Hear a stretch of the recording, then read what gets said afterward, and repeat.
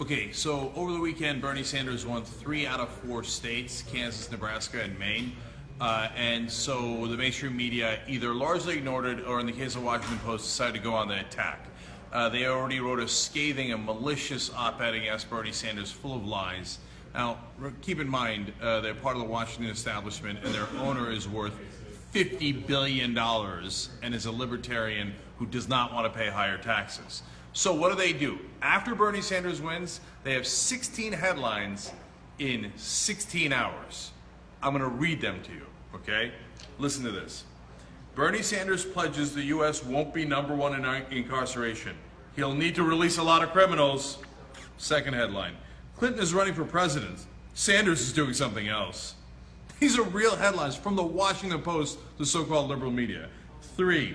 This is huge. Trump, Sanders both using same catchphrase. So now he's in Democratic primaries, so this is a hatchet job against him. Oh, he's just like Trump. Number 4. Mental health patients to Bernie Sanders, don't compare us to the GOP candidates. Number 5. Excuse me, I'm talking. Bernie Sanders shuts down Hillary Clinton repeatedly. He actually said that line once.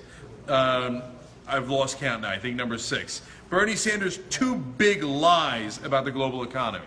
What happened? I thought you guys were supposed to be objective, and you never call the Republican lies. Now it's Bernie Sanders. All of a sudden, headline, lies from Bernie Sanders. Fascinating. I wonder which way the media bias goes. All right, next one. 5 reasons Bernie Sanders lost last night's Democratic debate. The online polls all indicate he won the debate. Washington Post says, here's why he definitively lost the debate, according to them.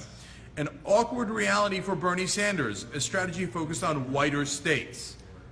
As if the most liberal senator in the country, and they've criticized him for being that liberal, is actually racist because he's going for whiter states, and it's awkward. Okay, nice implication. Next, Bernie Sanders says white people don't know what it's like to live in a ghetto. About that, ... Same implication. Next, the NRA just praised Bernie Sanders and did him no favors of doing so. See, another one implying that the most liberal senator is actually conservative.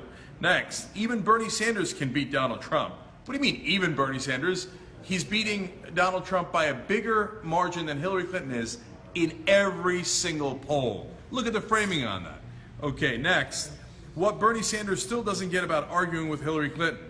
Next, why Obama says bank reform is a success, but Bernie Sanders says it's a failure. He's in a Democratic primary. See, he's against Obama. And that goes to show you bias more than anything else, because these guys are actually conservative.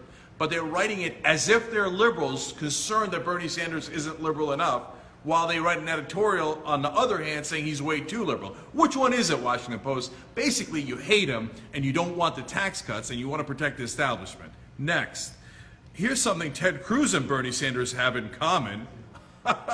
And the piece of argument that Bernie doesn't quite get right, of course.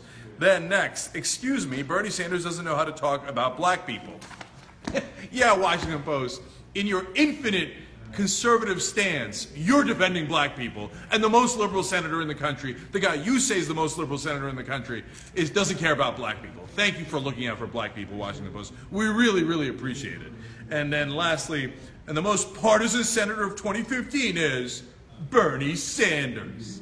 16 headlines in 16 hours after his victories, because the mainstream media and the Washington Post cannot have Bernie Sanders winning. Now you know what the real media bias is.